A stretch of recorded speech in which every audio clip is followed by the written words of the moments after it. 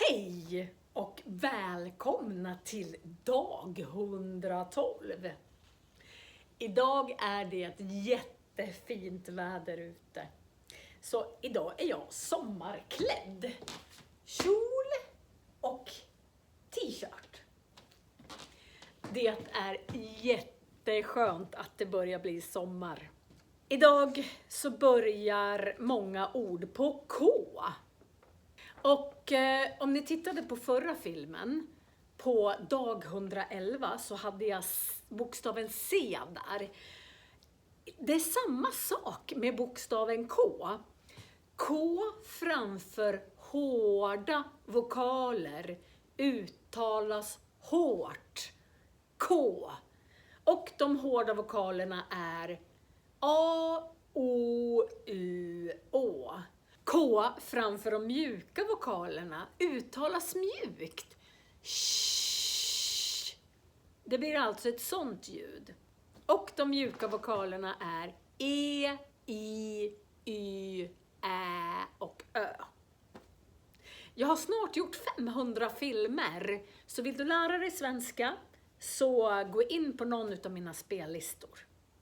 Manus till hela den här filmen finns i beskrivningen och i första kommentaren. Då kör vi med orden. En kulle uttalas K eftersom U är en hård vokal. En kulle, det är en typ av höjd.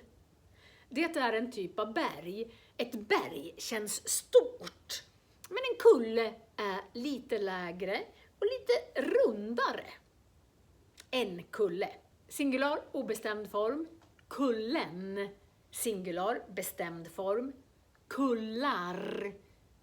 Plural, obestämd form. Kullarna. Plural, bestämd form. Ja, men det är ju inget berg. Det är ju bara en liten kulle. Nästa ord, en kund. Om jag handlar i en affär så är jag en kund. Kund uttalas hårt K därför att U är en hård vokal. En kund, singular, obestämd form. Kunden, singular, bestämd form. Kunder. Plural, obestämd form. Kunderna. Plural, bestämd form. Om man äger en butik så vill man ha många kunder. Nu har jag öppnat affären, men var är kunderna? Varje kund är viktig. Nästa ord har jag en synonym till också. Inte riktigt en synonym, men nästan. En kyss. K uttalas sh därför att Y är en mjuk vokal. En kyss. Jag tänkte ta en synonym som är en puss. En puss. Den är inte lika mycket som en kyss. En puss kan man ge en puss på kinden. Man kan ge en puss på handen. Man gör liksom en sån. Men en kyss ger man oftast till någon som man älskar. Som man är tillsammans med. Det är skillnaden mellan en kyss och en puss. Okej. En kyss. Singular.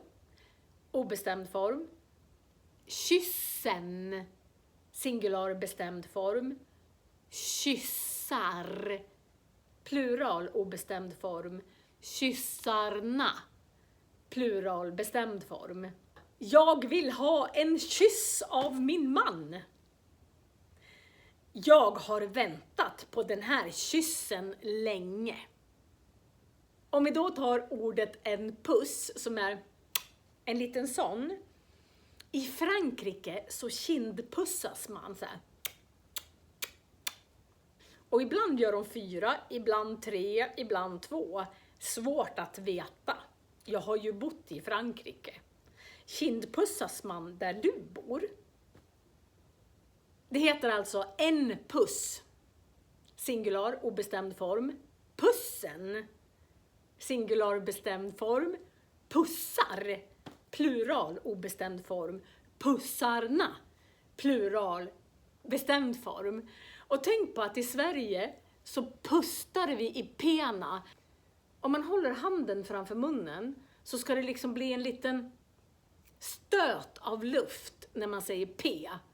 Puss. Oftast så hör man om någon kommer från ett annat land för att ni säger buss, buss. Alltså b. Det blir inget pust i pussen. Så om ni vill prata som en svensk, tänk på att göra så. Verbet är kyssa. Jag kysser min man i presens. Jag kysste min man igår. Jag har kysst min man. Perfekt. Jag hade kysst min man. Plusskvamperfekt.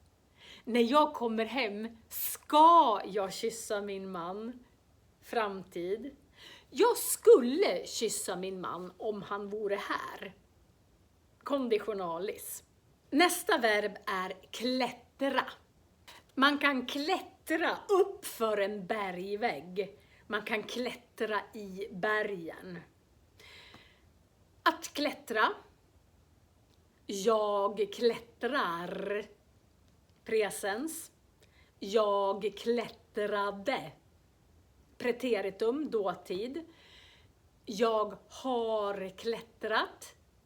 Perfekt. Jag hade klättrat. Plusskvamperfekt. Jag ska klättra. Futurum. Jag skulle klättra. Konditionalis. Man kan klättra i bergen. Man kan klättra upp för en bergvägg. Man kan klättra på en vägg i en gymnastikhall.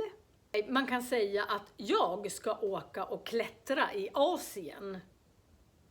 Men om jag är en sångare och jag har en låt på en lista så kan jag klättra på den listan. Alltså om jag ligger på plats 20 så klättrar jag upp till plats 15. Om jag har ett jobb och vill få ett bättre jobb så kan jag klättra på karriärstegen. Det är en metafor. Du vet, om man känner sig så här lite nervös och lite rädd och orolig och så brukar man säga att man klättrar på väggarna. Så här. Klättra på väggarna, då kan man inte vara still utan man går runt och känner sig så här bara, vad ska jag göra? Då klättrar man på väggarna. Sluta klättra på väggarna.